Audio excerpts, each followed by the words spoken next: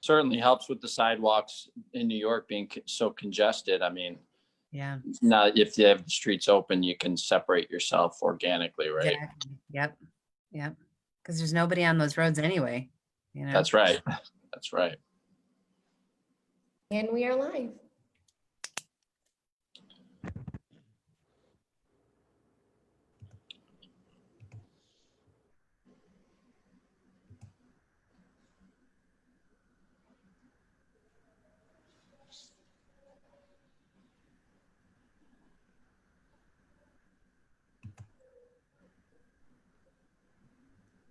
Hello and welcome to our 11th episode of Downtown Now. Please feel free to ask questions and introduce yourself along with the company you are from during the presentation in the chat features provided. We will try to answer your questions later during the presentation. Now I will turn it over to our Executive Vice President of Business Development, Michael Diemer. Right. Thank you, Lauren, and thanks to all of you for joining us today. For those of you who may be new to Downtown Cleveland Alliance, I wanted to share a little bit about who we are and what we do. We are the only nonprofit organization dedicated solely to making downtown Cleveland the region's most compelling place to live, work, and visit. We are a place-based development organization. We represent property owners, residents, businesses, as well as civic partners in downtown Cleveland. And over the last 15 years, we've really concentrated on building a clean, safe, welcoming, and pedestrian-friendly place that attracts additional investment. A place where residents and office workers can walk to meet their daily needs, where local retailers and restaurateurs animate the streets, and where people are proud to build a life for themselves and their families. A place where Clevelanders can gather and unite, whether it's celebrating milestones, creating memories with loved ones, or uniting as a community in response to injustice. We cannot do this work without the generous support of individuals, small businesses, corporate partners, and foundations. Downtown Cleveland needs your support now more than ever, and in response to an outpouring of support and request for ways to help, we have launched the Unite CLE Recovery Fund. Donations to the fund will help support small downtown businesses, aid our Voices of CLE public mural program, expand our Seeds Workforce Readiness program, which provides jobs and job training for individuals who are homeless, and sustain our Downtown Cleveland Homeless Fund that helps connect individuals who are homeless with shelter and needed services. I hope you'll consider supporting the fund. We launched this Downtown Now webinar series just about 2 months ago. And I'd like to thank Cleveland Magazine and Community Leader, our media sponsors for this project. Since 2018, the Downtown Now insert in Cleveland Magazine has served to highlight the progress of downtown Cleveland. We've used the webinar series to chronicle a rapidly changing environment, utilizing this platform to share updates related to the COVID-19 pandemic, our response to the outcry over racial injustice, and deliver resources and updates from voices across our downtown community. Today, we're going to talk about office design and the future of work. At Downtown Cleveland Alliance, we are champions of a place-based work culture and the value of bringing people together in a clean and safe workplace. We believe in the power of teams being together and the collaboration, energy, productivity, and mental health benefits that come from a healthy place-based office culture. We're seeing a variety of approaches to office space emerging from employers, some making a full return to the office. Others are experimenting with rotating shifts and a mix of remote and in-person strategies. And the one thing all employers have in common is that they're prioritizing the well-being of employees in the workplace. Our featured panelists today specialize in place-based working and helping office tenants find and design spaces tailored to their needs. And I think we really have the ideal group to talk about some of the issues that employers and workers are facing right now as they begin to return to the office and mix, again, remote and in-office strategies. I'd like to welcome today David Krebs from AODK Architecture, Megan Spinos from Vocon, and Jim Krevenick from Crespo, Cushman, and Wakefield. Jim, Megan, David, welcome, and thank you for joining us. Thanks for having us. The invitation. Thanks, Michael. Appreciate it. David, I'd like to begin with you. You know, we're several months into COVID-19. I've been talking more and more with some of my colleagues about Zoom fatigue and the experience of Zoom versus coming into the office, and have been thinking a lot about an article I read at the end of April on NPR, Why Remote Work Sucks According to Science. And I guess to put a positive spin on that, I wanted to begin by asking you, why is a well-designed office space awesome according to science? Well, actually, when we look at it scientifically, what's happening is over the last number of years, we started to understand more about how our brain functions. And so we study it from cognitive neuroscience. What's our brain saying when we see materials, texture, light, when we see somebody, a friendly face, when we see activity around us, what's happening in there? And you cross that across with environmental psychology, and you start to understand why these things are so important, what's happening in our brain, and why we need it so much. In conditions under stress, what's happening in our brain is it's shutting off part of our cognitive abilities. So when your cognitive abilities are shut off, you resort to emotion, speaking out of emotion instead of speaking out of logic. And what we're realizing now is the space environments they're in have play a major role in that. If you step outside in a blue sky day, say, "Well, I feel good today," Well, you do, and you just technically do on top of that, not just your thinking you do, but your whole body starts to function differently. There's terms for people call forest bathing and things like that are happening. But science is now showing if we can put sensors on our head, we can tell our stress is reducing, we can tell our anxiety is reducing. That affects our kidney function, our liver functions. There's all these arrangements of things that happen to there. And the workplace in particular, it affects our cognitive abilities very much so. So in workplace, what we're realizing now is we can design and use concepts like biophilia, where those things can be brought into the workplace to do the same thing that's happening when we're out in nature. And scientifically, they're starting to show how that's working. So it's a really exciting time in science. Well, Megan, I'd kind of like to ask you to pick up on David's comments. And Vocon does a lot of work in designing office space in downtown Cleveland. Why is office design important? How can it impact productivity and mental health and talent attraction for businesses? Well, it's all those things that David just mentioned and then some. And we've been in this crisis. So we've been kind of stuck in whatever work environment we could fashion. I'm in my daughter's bedroom today because I'm not in the office, so you can see that. But we miss that connection to our culture. We miss that connection to one another. We kept asking the question of our clients. We did a big survey and said, if you didn't have to come to the office, why would you? We've obviously been very productive in the meantime. Why would you even need to come in? And the answers we got back was we really can't onboard people. We really can't help mentor and receive mentorship and give mentorship. We can't be as creative or innovative and all those things that drive newness for our businesses. We can't do those kinds of things as adequately. We may think we can because we got a lot of feedback that said, I'm so productive. I love the flexibility. And we're kind of all in it together. But when you start to really think about this long term, those things are going to start to suffer. And we're already seeing that. We talked about Zoom fatigue, but we're getting that fatigue of not being kind of connected to one another. And those things really do start to suffer. Yeah, I would agree with that because you think of they talk about like you go out in the woods, you go out in nature for 15 minutes, it resets your brain, resets your cognitive abilities. But the same thing happens when you're around somebody that you care about or like, okay, which means in your workplace. If you get along with some coworkers and you say, hey, I'm gonna be taking my break at 11:15, why don't we go back? Or you happen to run into them, you spend 10 minutes and somebody says, wow, how are you doing with something? Or encourages you, or says something nice, or smiles. Those are releasing things in our bodies and our brains that are actually releasing the stress from our bodies.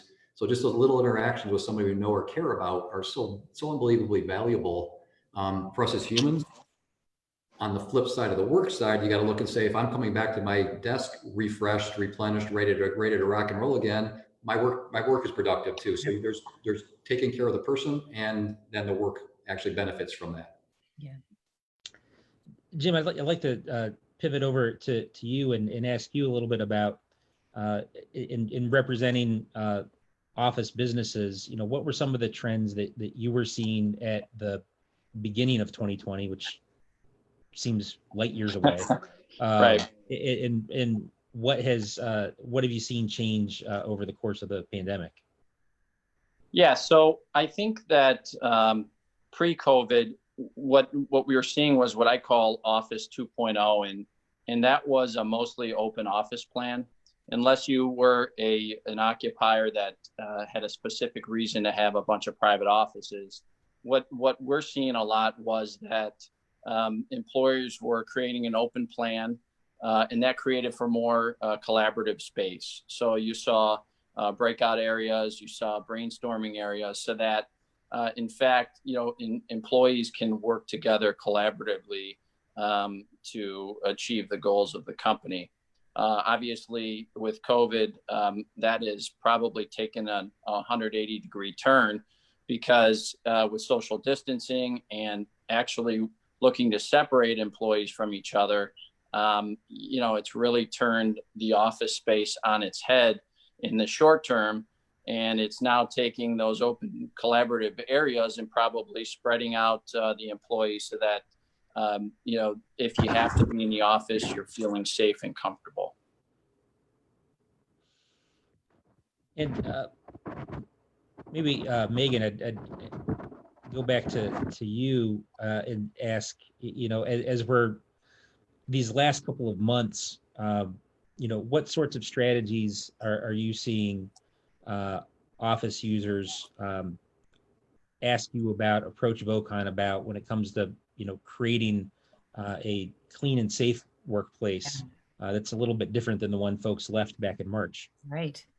So that it's kind of been twofold. So in the beginning, it was about, we know we're going to get back to the office at some point, help us with our physical distancing, help us with our circulation plans. Let's figure that out. So that was very early on. And we were, we even did it at VOCON, we did our spatial distancing plans and that kind of was our roadmap for this time back. Now we have sort of shifted in where we're talking, having that conversation from remote work. And now we're talking about, when we do get back to whatever a new normal is, what is the future of this going to be?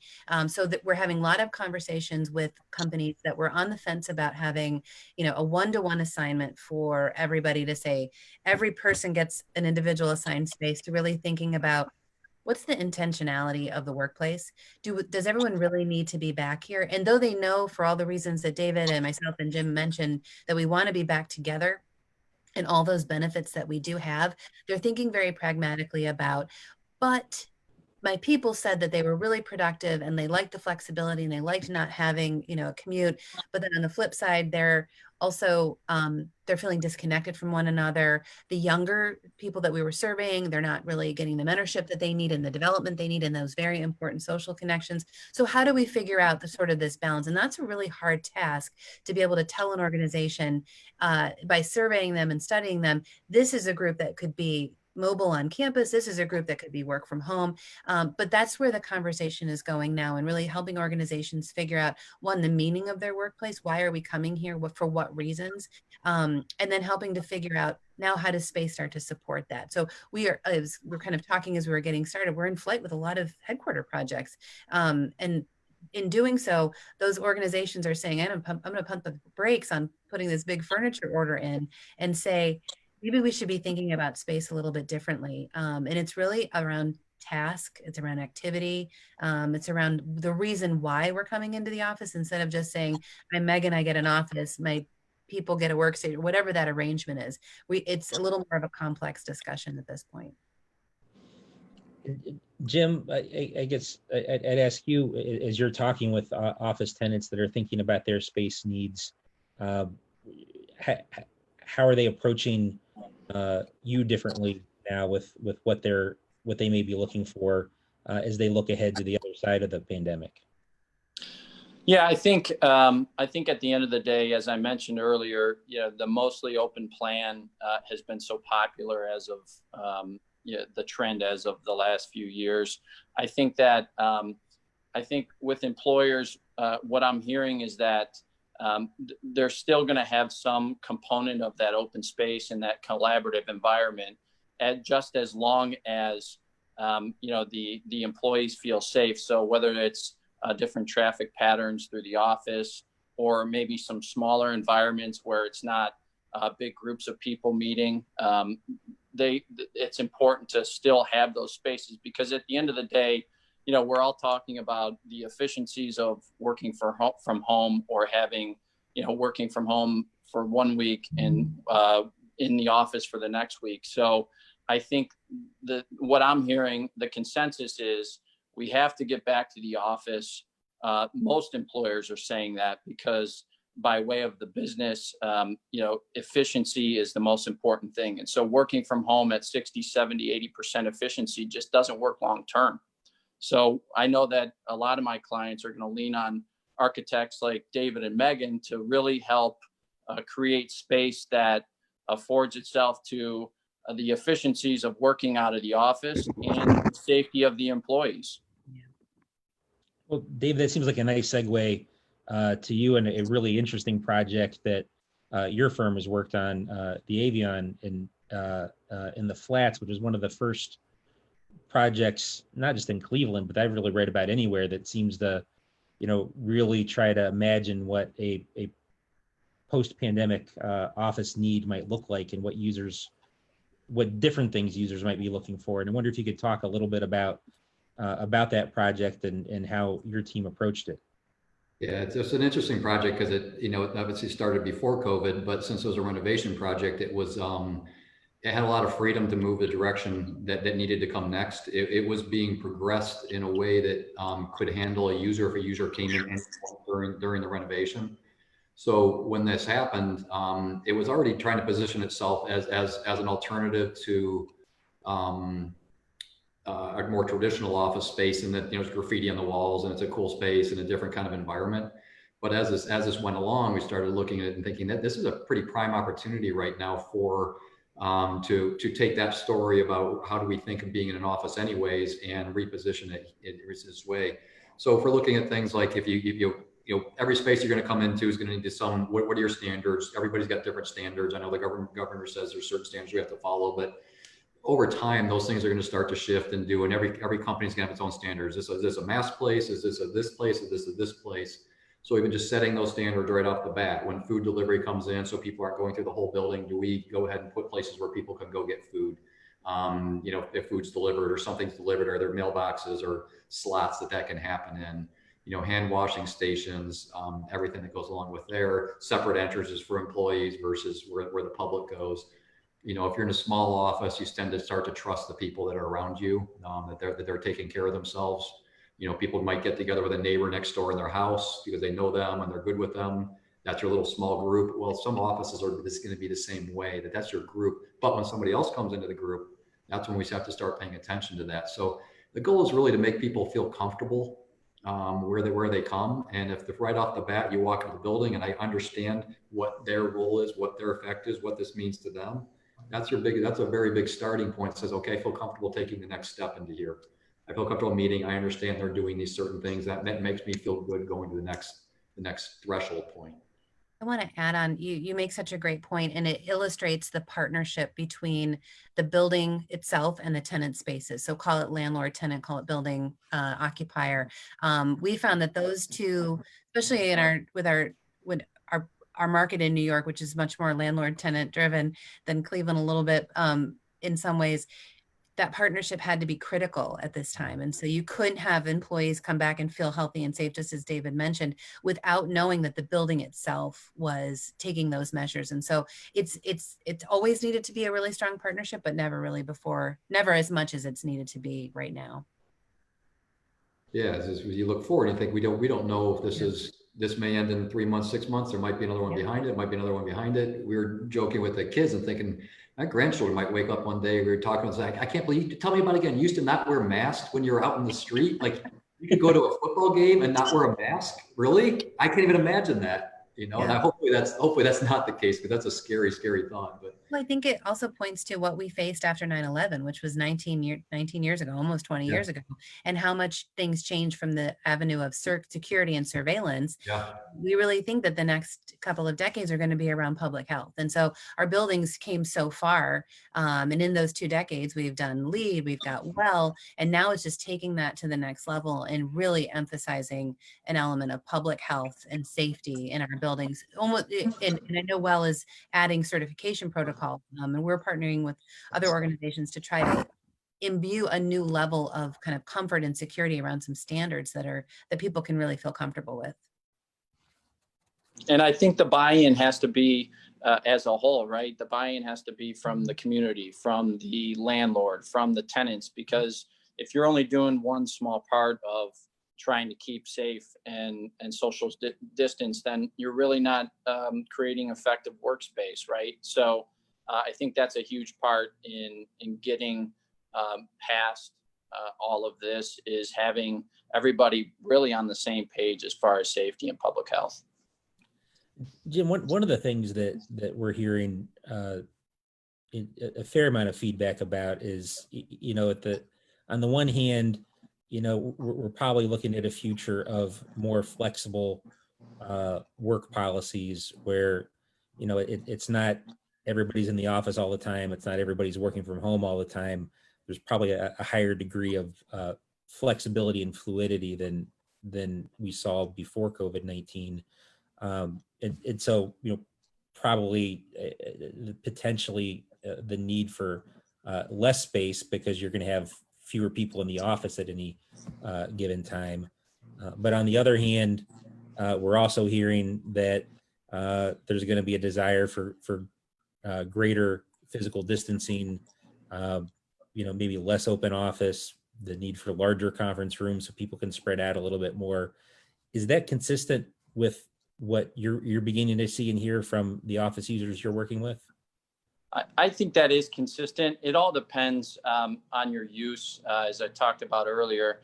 But I think what we're going to see is that, and I call office dwellers sometimes, right? Because people are in your offices more than at your home sometimes. And so as in the past, as we created office space, it was really over amenitizing office space to create all those areas that would give you the comforts of your home in your office, right? And so now I think that some of the trends may be, let's scale that back a little bit, maybe give more distance in between our employees, because, employees may not be as comfortable in spending as much time in the office as pre-COVID as, post-COVID. So I think you're going to see potentially a little bit of both, Michael, and the fact that some companies may downsize just by way of the fact that they have less employees in the office.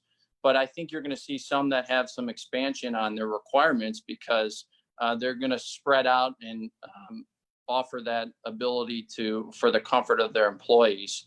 But it's not by way of, adding all those bells and whistles and amenity features. I think it just happens organically by spreading people out and social distancing.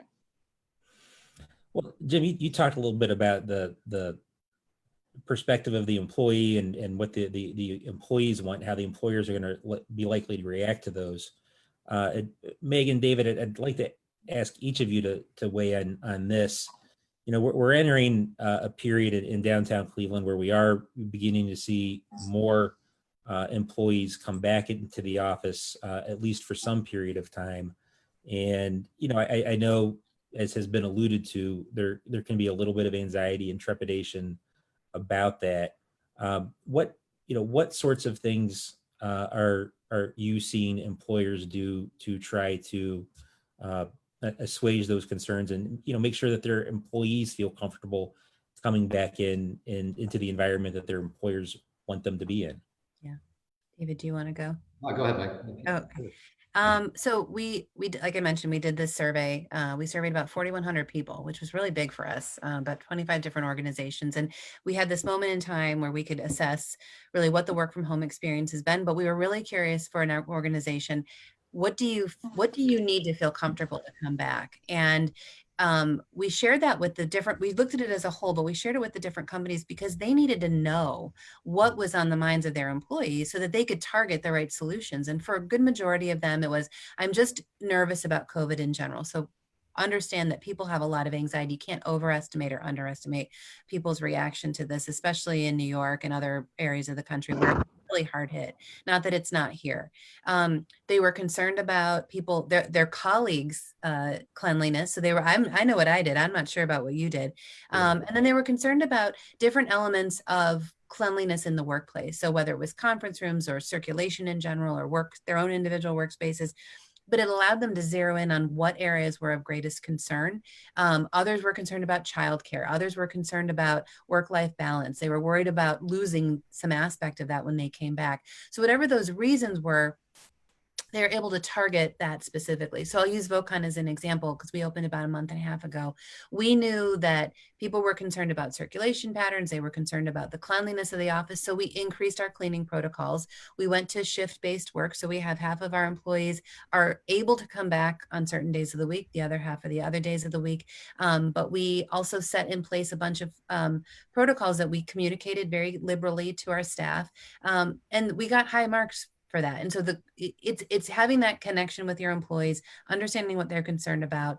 And then also, I think for our ownership, it was being giving people an opportunity. If you still do your work for your day, if you feel that your work is best suited to your home today, work there. We're architects and designers, so we're very project-based. So you would have design teams in the office, picking finishes, designing together and doing all of that. But if they were going to do it, they had to do it in a healthy and safe way. So with masks, with sanitizer, with cleaning protocols. So we tried to clean the office as much as we could, but also give people some room to just adopt a new way of working with whatever they needed, really. That's good. I think all those make a lot of sense to do too. What we were weighing that out with also was that we gave everybody a chance to decide what they wanted to do, whether they wanted to come back or not come back. And we kind of set a date that we're going to do. It was about a month ago. And I had about half our office contact me individually and say, can I come back early? Because I can't do this anymore. I know. Yeah. And so there's this huge desire in, we're just like you guys, we're collaborative. I love working on projects. In fact, I woke up one Monday a couple of weeks ago and I said, I personally can't do this anymore. I'm starting to go crazy, and I've got a nice office. Everything's good like that, and we're fine. But I just couldn't do it. But I had about half the office, and before our date was set, said, "Can I call me individually?" I said, "Can I come back in? I just need to start being back in again. I need to see people physically again." So you're weighing out the gain of getting your body and mind stronger against the concerns of the COVID, and which one's going to win. And that's where we are really as a country in the big picture is. Yeah, people might be able to be productive at home. At the same point, there's a study I saw that a number of years ago, you put people in a dark gray cubicle, they're very, very productive for a very short period of time. Mm-hmm. Eventually that wears off and they lose they'll move on, they'll change position, they'll do something else. You can't, it's not a maintainable thing. Even if productivity is high, even come and say, we're really productive. That's not a maintainable in general. Now there are people who can, but in general, it's not going to be productive until people start being around people and interacting. But all those protocols in the place have to come in too to make people feel comfortable. But there's a line in the middle there somewhere they cross, right? Yeah, and that's what we saw. So with the survey that we started in early April, as we went along, it was less and less. They felt they still had a reported productivity, but it was a little, you could see the fatigue start to set in as the survey went along, and that's how we knew that really we're talking about optionality, right? So we're talking about giving people an opportunity to work where they work, but where they work, what we wanted for them was to have them know that it was a healthy and safe environment, that they could trust that it was clean, and we had the rules, so to speak, in place for them to come back. That's a culture you guys set as a company though, too. If you can set your culture that we care about each other, which is no different. I respect you, you respect me, and out of respect for you, I'm going to be doing this. And it's as much a culture thing as it is. You can set rules in place, and rules are only going to last so long. Yeah. And only be so effective. But with the culture, I care about you, that's a different atmosphere. Yeah. And that's the way we were before. So that's what we were noticing with some organizations that were 5 days a week in the office, no matter what. And there was very little flexibility. This was tough because they really weren't set up to handle remote work. Whereas our ownership just trusted that you guys are responsible, get your work done in how you need to. If you need a day to work from home, it wasn't that common because we were just very collaborative people, but we would do it. So we were really well positioned for it because we've always had that kind of flexibility and freedom. And now I think that's going to be a lot more universal as we go along. Yeah, if you can get the flexibility and freedom and be able to understand what productivity means versus how many hours you're working, they're two different things. Totally. Yeah. And, I used to think, boy, if you got 8 hours and you get it every, if you take 10 minutes off, that's a loss. But the reality is that's a gain. So I saw a stat that showed 2.5 hours of work a day is what somebody produces. I know that's a low stat, but obviously it's a horrible stat if that's anywhere near that. But, Yeah. whereas if that's the case, what if you got 6 really good hours out of somebody and you meant that they could do things in a different way that allows you to get 6 great hours of somebody? They're happy, they're productive, they're in their zone, they're doing what their area of passion is. Yeah. Now we're successful as a company. Yeah. Well, we're billable hours, so that's how our brains work, right? Exactly. Like lawyers. 10 minutes a day times 3 people times 4 times a month. Yep. That comes out to $182. That doesn't work. Right.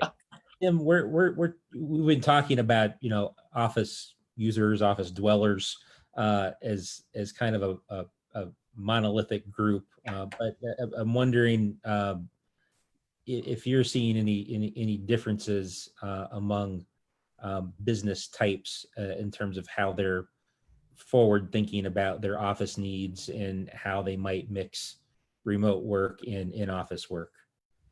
Is a call center operation looking at how they might approach things differently than a tech company or a corporate headquarters? Yeah, I mean, obviously, I think the amount of time that you have to spend in the office depends on what you're doing, right? And so, if you have the ability to work remotely, I think that employers are going to have that flexibility to allow you to do that.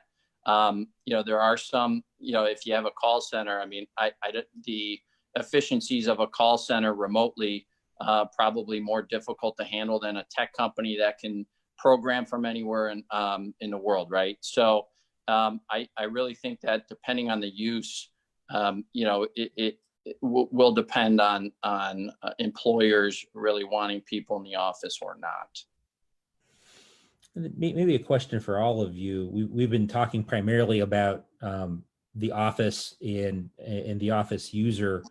We've not really talked about the common areas and the lobby coming in the building, the elevator, and things that the landlord is going to be responsible for. And I wonder if we could speak to what sorts of things you may be seeing right now that buildings are doing to make sure that the folks who are coming in and out feel comfortable with the environment that they're in. And that's a great question, Michael. I'll start. Like I said earlier, it has to be a buy-in with as a whole, right? So the landlord has to buy in as well. And in our Office 2.0 scenarios, the landlord provides all these great common area amenities that probably will not be utilized anymore. So there's that switch in common areas of buildings now. But I think from a safety and a sanitation perspective, you're going to see the sanitation stations popping up everywhere. You're going to see new protocols and procedures about, congregations in common areas, new traffic patterns. And so I know that most large office buildings already sort of have that in place. As everybody's seen, you have the stickers on the floor that sort of help you social distance and sanitation and everything else. So I think that that's already underway, but we'll have to continue for people to be comfortable as they sort of get back into more full-time roles in the office space. That's a struggling point too, because there's a reason why all those amenity spaces were put in, because people are starting to over the last 10 years, 5 years, 2 years, like the last bits here, the pool table, everything goes along with that was to understand that employees, the most value you can get if you want to excel as a team is going to be to have some of those spaces to let people relax and build. So now we're taking out something that we've shown as a desire of human, that we need. How do you replace that? And how do you, what is going to replace that? And what's going to be the, it's a human need. It's deep at our core, and we're taking one away. And again, we can live with it for a little while because it's the new reality and the new norm. But how long do we go on with it before what is the next big one going to be when that one seemed like it was doing pretty well?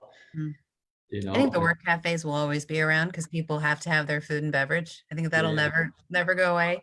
But maybe the smaller organizations rethinking fitness and some of the other amenities that were really the lure of to get people in the building. I will say we're working on one headquarters that won't open for about 4 years. We're in the planning stages, and they're kind of marching down with an air of we're going to get through this and we will be somewhat similar on the other side. Their culture is one of being together.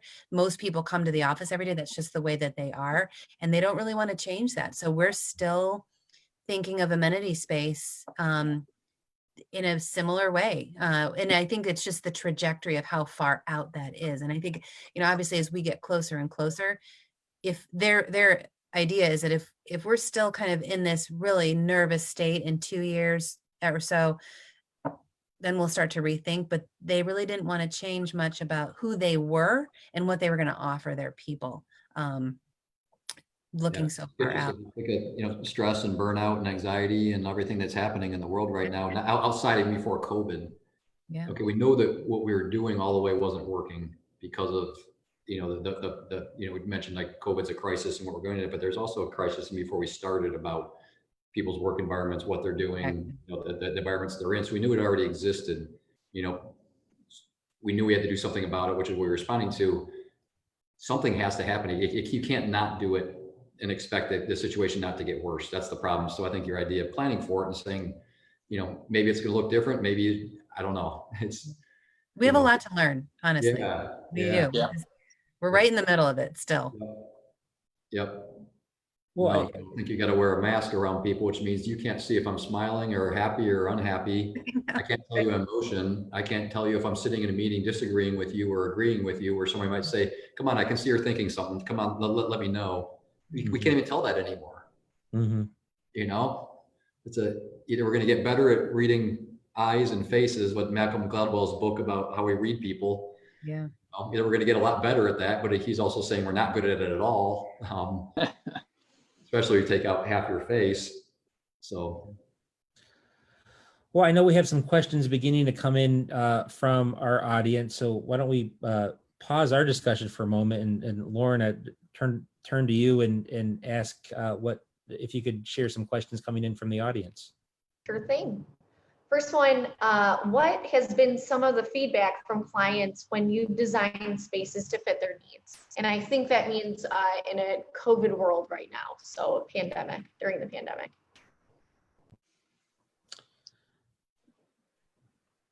David, you want to try that? Yeah, I think what we're seeing, part of it is a little bit what Megan was saying, is that we still do have a mix of people who are saying this is going to change and it's going to end. More not change, but this is going to end at some point here. And let's keep on moving ahead optimistically that what will happen will go back to where we were originally. Mm-hmm. And so we still do see a good portion of people that are thinking that way right now. There's the smaller bird, the independent PTA, wash your hands when you come in. There's the protocols. But in terms of space design, we're still seeing people forward with space as if it's going to end at some point. All of those, yes, exactly. Same things. I think the immediate sense of getting people back in a healthy and safe way, we've sort of gotten through that. The governor has issued some really strong recommendations. Organizations like Jim Cushman and Wakefield's stuff has been just remarkable. The guidance and the videos and some of that stuff that came out early on were like really strong guides for companies to get back. Tenant, I know it's more geared towards tenant. But in the long term, it's about who's coming into the space and thinking about those planning metrics in a little different way. Now I'm talking like an architect, so I apologize, but thinking about who's occupying and what kind of spaces we're providing to support people in a different way, because that's what they're asking. Who should come back? Does everyone need to come back? So we're thinking about the occupier. That would be for the long term, a little bit more for the long term. And if I could ask a follow-up question, I guess, you mentioned thinking about the long term. Yeah. I assume one of the economic realities that Dim in particular is probably navigating is, if you're an office user that has a lease coming up on the immediate horizon, and you need to make decisions in this environment versus, being the corporate headquarters, Megan, that you mentioned that, has a multi-year horizon to look out on. I assume those are leading to slightly different approaches. Yeah, and what we're seeing a lot, and frankly, I've seen more 1 and 2 year renewals from office tenants because of the fact that, I think everybody understands that, this will end at some point. And, let's almost hit the pause button for a period of time, sort of manage the world that we're in today. And, after that period, then we can plan for the long term. I've seen so many short-term renewals just because, let's get through these tough times now. And when we come out at the end, we'll be back hopefully to normal with, some changes. But for the most part, I think that it's a short-term issue will get past, and long-term, I'm hopeful that, it recovers as usual. Lauren, do we have additional questions from the audience? Sure. How might employers need to adjust their talent attraction and recruitment strategies as they undergo changes in their work environment? We're still recruiting. We're still trying. I think it speaks to the culture of the organization too. How you onboard. I think, years ago we would say to an organization, if you're going to look at your headquarters as a destination, what if the absolute perfect person was located in Stamford, Connecticut? They're the best suited for the role. Do you ask them to come in? Just starting to put the idea of remote work in the back of people's minds. And so we got a lot more comfortable with it. I think this experience, this experiment, whatever you want to call it, has gotten us a lot more wrapped around managing remote teams in a different way. It's really difficult to sort of onboard someone because it's so much the culture and the connection to people that drive someone's desire to work for a new organization. But I think we're much more comfortable with it than before. We had some really senior talent start in our office the exact week that we sent everybody home, right in mid-March. And we've navigated that pretty well. We've been really intentional about how we engage with them. We have, the impromptu water cooler type conversations. We've made deliberate over teams. And so where there's a will, there's a way. They just have to get to know you, and it's really reflective. Who you were when they walked in the door is going to be who you are in a virtual digital workplace as much as it was the physical workplace. So if that spirit was there, it'll resonate with them, and your work will shine through. Yeah, I would agree with that in terms of what you've done to set culture, and what great companies are doing to set culture right now is kind of showing who they are. When things get tough, who shines during this time is what's going to be valuable. And when you see the employer being the one who's shining and how he's taking care of the employees, that sets the tone for the company to do that. If you think my employer's out there fighting for me, they're doing this for me, they're taking care of me, they're setting an environment where I can excel in and I can achieve in, that goes a long way in terms of bringing in employees, bringing in new people and talent, because great employers realize they're great because of great talent. And in order to do that right now, the strategies you're taking need to evolve. And great employers are doing that right now. So they're leading the charge and saying my employees are valuable. They mean a lot to me. I'm willing to do this for them. I want to take care of them by doing this, this, and this. Is what I think will rise through this time.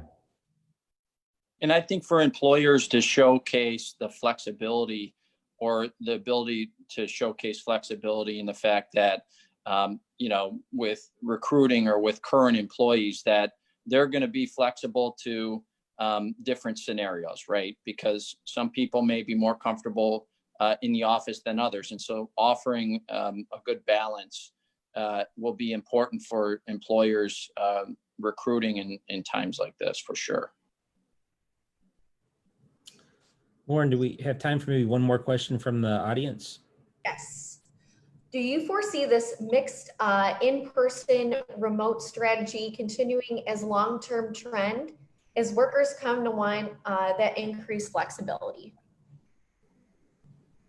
think that I personally think the increased flexibility was something that there's a group of workers wanted anyways, and always have wanted for a long time. I think that this is showing that some of it works to an extent. You know, I think that and it's also, you know, as Jim has both mentioned, a lot of it's going to be the user type and what they do versus a call center versus something else versus this work group versus that work group. But I do think that you know, and maybe say it's a younger workforce that's been desiring to have more flexibility. I get in at this time, I leave at this time. Can I have that flexibility? And I think that this is proving that some of that can be effective. But I think the other side of it is so important. You know, how do you, you know, Megan mentioned mentoring. How do you mentor somebody if you're not there talking with them all the time, encouraging them, showing them something, and being there, overhearing conversations with them and doing all that? That's not a Zoom meeting that does that. And it's not we can schedule that so that the growth of individuals to move up into leadership and become greater, that's the part that's going to be stunted, or a piece that's going to get stunted out of this until we figure out how to mix it together. So the younger generation might get part of what they've been looking for, but it might come at a cost to them too. Yeah. I Great point. just wanted to add, it comes at a there's an arrangement. It comes at a cost. So when we're talking about this sort of hybrid one, from a technology aspect, you've got to have that ability to migrate a physical presence with a digital presence so that it's easy, because we all got used to this. And then we went back in our office and we're like, wait a minute, how do we blend this? So we've got to figure this out. So that's one thing. But also, organizations have the ability to say, you've got the flexibility, but on this day, I heard a client say it last week, this is a collaboration day. I need everybody here today because it's going to be important for us to be together. Instead of leaving it sort of on the fence, it just being specific and transparent about that.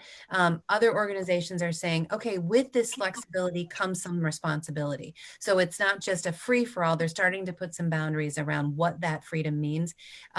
And not that they're going to pay the price for it, but it might be, well, if you're going to be working from home 3 or more days a week, we're not going to give you an assigned space. You will have all of these mobile work options to come to when you come here, but we've got to be efficient about space. So we're thinking about it in terms of space, in terms of protocols and all those kinds of things. So it's yes, there's going to be this hybrid of both, but there's going to have to be some sort of organizing around where and when and how, other than just sort of, today I'm working from home because it suits me.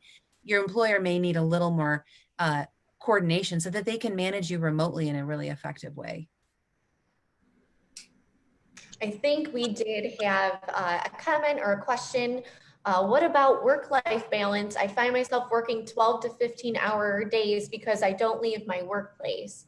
And I think a similar question around that, we can, jumble these up a little bit. As a small office, 10 to 12 employees, what is that is considering a more remote approach? What do you suggest should be our starting place on how to plan or consider planning on whether a hybrid model would work?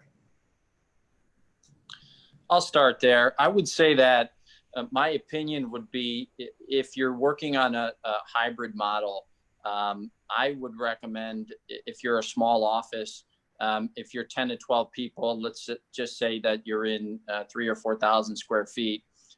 If you're moving towards a hybrid model, I would recommend some form of office space, because as all of us alluded to, there's something to be said about, working together, to the physical interaction with customers or employees or your colleagues. And so I would say that unless you really can get away with a completely remote model, I think, a smaller scale office would be a recommendation for a smaller office rather than going completely remote. That's a really good thought. So we looked at the, you mentioned about working, 10, 12 hours. I was working more at home than I was in the office. And I do specifically because I really don't bring home work, and I like to sketch and draw. That's fun for me. So I'll sketch at home, but I won't work on a computer at home. When my computer's not home, I found myself working straight up to dinner at 7 o'clock. And then sometimes going back up into there. So that separation is a really difficult thing to do, and to monitor that. We have I also have another company. It's called Modern Smart Homes that just does modern houses. And so we've been focusing on the house side of this also, and what that means to in designing new homes right now, what that's looking like on the residential side. because that separation, there needs to be a separation. Days are just, they blur, you wake up and you go to bed, and you wake up and you go to bed, and then there's no flow, or there's no rhythm to that. So in the house part of it, when the home office, if your door is right next to your kitchen and that's your only separation, that's not a gap time that allows you to prepare from one to the other, nor to separate back and forth. To me, that's also that's a very difficult thing to be going in and out of as people right now, where you're not actually separating. You're kind of just in this zone of everything mixed together in a soup and flowing back in and out of there.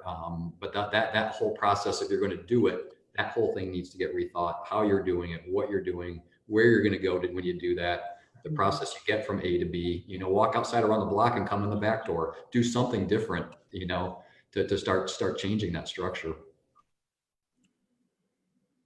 Megan, do you have anything you wanted to add? The only thing I was going to add with regard to kind of figuring out a hybrid experience is study your people's work tasks. Don't do it on personal preference, because we all have different personal preferences, but really look at, is their work really independent in solo and requires deep focus? Is it more integrated and has to have collaboration with others? Most of us are doing both. I mean, we have these, we flip back and forth between needing to be very interactive with people and then having to like fight for that deep focus time.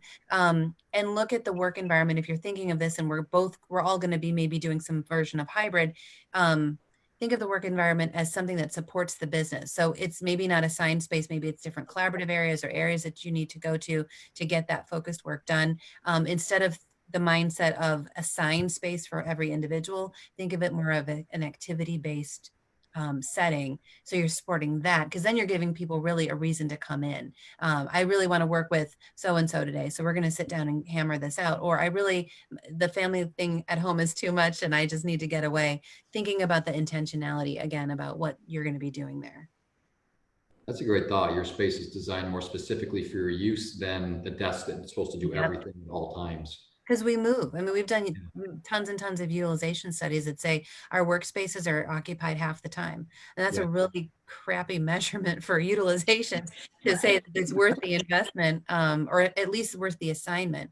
So if we talk about the cleaning protocols, yes, if we're going to share hotel space or thinking about, and I'm not just talking about one little space that we drop in, I'm thinking all of the environments that we would share, we can get over that with cleaning protocols and stuff like that. So I'm not too worried about that for the future.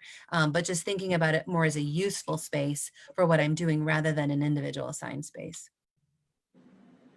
Well, I'd like to ask one closing question, and maybe it summarizes different things that we've talked about and come at from different angles. But I'd like to ask the three of you to bring out your crystal balls, and let's imagine for a moment that we get back together for a webinar in July of 2022, and we're talking about what downtown office designs look like as you get off the elevator in an office tower and step into an office, or you walk into an office in downtown. What does the typical downtown office look like in the middle of 2022? Who wants to go first? Go. Well, I'll start, and I'll say that I think 2022. So July of 2022, I think I'm hopeful that we're back to where we were first quarter of this year. And I think we'll get back to those creative, cool office spaces that, had a lot of focus on creating that workspace and those amenities that are a great attribute to attract talent for employers. Of course, we'll have in the back of our head with design, maybe the safety and security built in there because of what we're going through now. But I really think that, the trend of office space was just such a positive way. And it was such a positive light and a great momentum that I'm hopeful that we get back to that, what Office 2.0 really was trending towards. I see a very tech-enabled, intuitive experience where you're walking into a space that has you've been screened, you don't even realize it. You've been secure, you know, facial recognition. You've been able to pass through security, and you don't even realize it. And then you walk into a very dynamic, vibrant experience, knowing that you've got this hybrid of digital connectivity, virtual connectivity with the physical presence, you know, seeing people interact seamlessly with their counterparts that may be in a different location, be it their home or another city, and really a workspace that's tailored to support the task and performance of its occupants rather than just, you know, a place to house stuff, that we're really supporting activity more than anything else. Yeah, those are great thoughts, because you mentioned, you know, vibrant and that type of activity. I think it'd be awesome to the realization of how valuable our employees are, and how valuable it is when they're together and they're sharing information and they're being interactive, and that the employers will that that's not a commodity based thing of I need 150 cubes in this mill, but actually those employees have value. And when you can see that vibrant, exciting workplace where somebody says, I care about them and my environment's there, that's supporting that. Each individual task is supported, and that it's not just you've got our physical health, we also have our mental health, that those two things now that the COVID actually made us wake up and say, hey, there's a lot bigger story going on here. COVID's a piece of it. There's a whole bigger mental health side of it. There's a whole big wellness side of it, that starts to come to the forefront. And that's the future direction of office space. Well, I think that's a great place to leave it. I invite you back in 2 years and we can see how active we all were. But David, Megan, Jim, I really, really want to thank you for your time this afternoon. We, as I said at the outset, are big believers at Downtown Cleveland Alliance in place-based development and place-based work environments, and we're grateful to all of you for the work that you do to make those environments possible. So thank you. And I want to thank our audience as well for joining us and spending some time with us this afternoon. I hope that you'll return to next week's episode at 3 o'clock on Thursday afternoon. And I'd like to thank Lauren and the entire team at Downtown Cleveland Alliance that helps make this webinar possible and puts it all together. Thanks to all of you. Look forward to working with you. And we'll see everybody next week for Downtown Now. Thanks for having us. Thanks, Michael.